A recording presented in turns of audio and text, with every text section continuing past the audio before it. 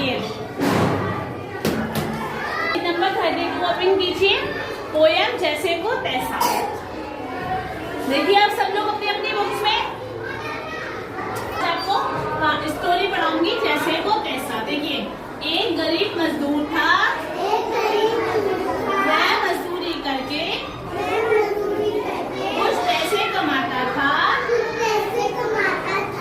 एक दिन शाम को काम खत्म करके वह घर लौट रहा था। एक गरीब मजदूर का बेटा जो मेहनत करता था तो थोड़े से बहुत पैसे कमा लेता था। एक दिन की बात है, वो इवनिंग में काम करके अपने घर पे लौट रहा था। रास्ते में एक मिठाई की दुकान थी। मिठाई की सुगंध रास्ते में भी आ रही थी। मिठाई की सुगंध रास्ते में भी आ रही थी। मिठाई की मीठी मीठी सुगंध से मजदूर के मुंह में पानी आ गया। देखिए एक मजदूर था जो काम करके रोज थोड़ा बहुत पैसे कमाता था। एक दिन में शाम को अपने घर से लौट रहा था। तो रास्ते में हम जाते हैं, जब आपने देखा हो रास्ते में हम जाते हैं तो बहुत सारी दुकानें पड़ती हैं कि नहीं, सबने देखा है ना। स्कूल से लौट के जाते हैं तो कितनी सारी दुकानें पड़ती हैं। तो उस मजदूर को एक दुकान दिखाई दी जो मिठाई की थी।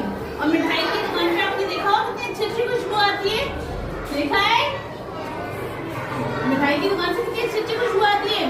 मिठाई की दुकान से क्या क्या खाते हैं आप? मिठाई खाते हैं ना।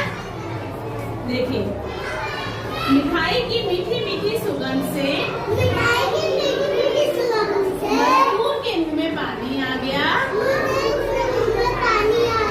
दुकान के पास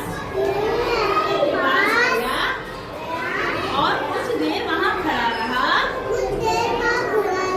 उसके पास थोड़े बहुत पैसे थे, पर मिठाई खरीदने के लिए बहुत कम थे। ये मजदूर है और ये दिख रहा है आपको मिठाई की दुकान वाला, मिठाई का शॉपकीपर दिख रहा है आपको पिक्चर है बेटा। देखिए ये मिठाई की शॉपकीपर है, ये मिठाई की शॉप है और ये मजदूर है। उसके पास थोड़े बहुत पैसे थे, मिठाई खरीदने के लिए बहुत कम थे। इसलिए वे खाली हाथ वहाँ से जाने लगा। अभी उसी मिठाई वाले ने दुकानदार की कड़वी कठोर आवाज सुनाई दी। पैसे तो देते जाओ। पैसे कैसे पैसे? मजदूर ने बोला कैसे पैसे? दुकानदार ने कहा पर मैंने, मजदूर ने कहा कैसे पैसे? मैंने तो मिठाई ली ही नहीं। परंतु तो दुकानदार ने कहा आपने यहाँ पे खड़े होकर बहुत देर तक मिठाई की स्मेल सुनी है, आपको स्मेल तो लगी है ना, तो आप मुझे पैसे दे के जाओ। अब देखिए लेकिन तुमने मिठाई की सुगंध तो ली है। दुकानदार ने कहा सुगंध लेना मिठाई खाने के बराबर है। बेचारा मजदूर घबरा गया। वहाँ खड़ा एक होशियार आदमी, देखिए एक आदमी भी खड़ा हुआ है बेटा, ये सब सुन रहा था। उसने मजदूर को अपने पास बुलाया और कान में कुछ बोला। उस आदमी की सलाह सुनकर मजदूर का चेहरा खिल उठा। वह दुकानदार के पास गया और अपने जेब के पैसे खनखनाने लगा। पैसे की खनखनाहट सुनकर दुकानदार खुश हो गया। उसने कहा चलो निकालो पैसे। मजदूर जो था उसने, दुकानदार बहुत चालाक था, उसने बोला मजदूर तुम मुझे पैसे दो। ने कहा खाई के पैसे? जब मैंने मिठाई दी नहीं, मगर दुकानदार कहने लगा नहीं, तुमने मिठाई की सुगंध